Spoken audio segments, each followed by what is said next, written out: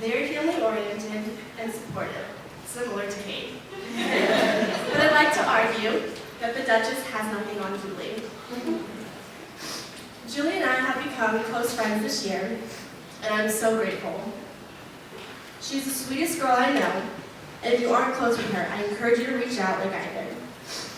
Julie always comes into rehearsal dressed looking like a model from J. Crew or Vineyard Vines, and an infectious smile on her face, even if she's not having the best day. She makes me feel happy to see her, and makes me feel at home. And despite Julie's hectic schedule of teaching 8th graders and training for the Boston Marathon this semester, she's always made her best efforts to be at rehearsal.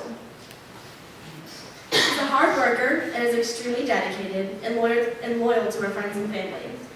Almost every weekend, Julie drives home to spend time with her family, mostly to hang out with her mom, I'm sure, whom she's very close with and looks a lot like.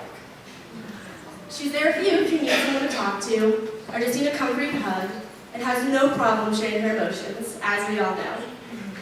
And even though she tells us, guys, I'm not going to cry, she eventually does, reassuring us, though, that they're all happy tears. But I think in sharing this vulnerable side, Julie brings out the emotional side in all of us. Not to mention how we all react when we hear Julie sing her song during traditions at retreats. Let's face it, it's hard not to cry when we hear her angelic voice. But this is not the only thing Julie is known for at retreats. Julie also likes to dance around and show off her ballet skills while holding a glass of white wine. Very classy. In addition to her dancing skills, she's also held the title of Best Acoustics Ass for quite some time. And here I thought Puerto Ricans were supposed to be known for that, right, Daniel? I mean, what's happening? And for those of you who think of Julie as a classical singer, I want to take you back to our last fall cafe.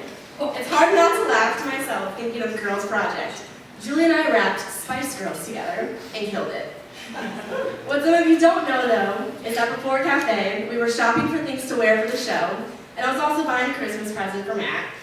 Amidst all the fun in trying on dresses at Ann Taylor and Loft, and then finding athletic attire for Sporty Spice, we of course lost track of time, ran through the rain to the car, and then got stuck in traffic on our way back to campus, listening to classical Christmas music. I have so much fun with Julie, and I've never met someone who I feel I can connect with, despite our age differences. These are just some of the memories I share with Julie and will always treasure. And I know I could say so much more, and know that this only touches upon some of the amazing attributes of Julie, but I want to end on this note. The night I became a part of the acoustics, I wasn't really sure what I was getting myself into. One of the biggest things that stuck for my singing night was that we were all family.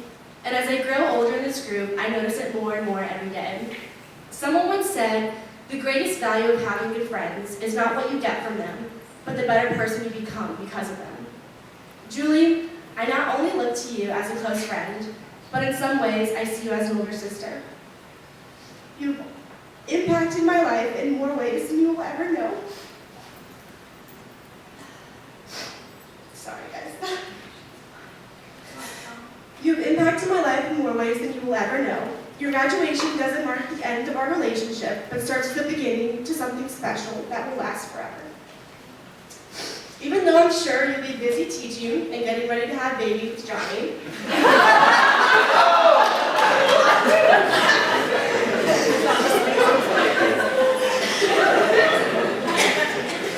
I'm still planning on shopping with you and having sleepovers at your apartment, watching Law & Order SVU, ordering late-night delivery of buffalo chicken tenders, and then waking up to Starbucks coffee.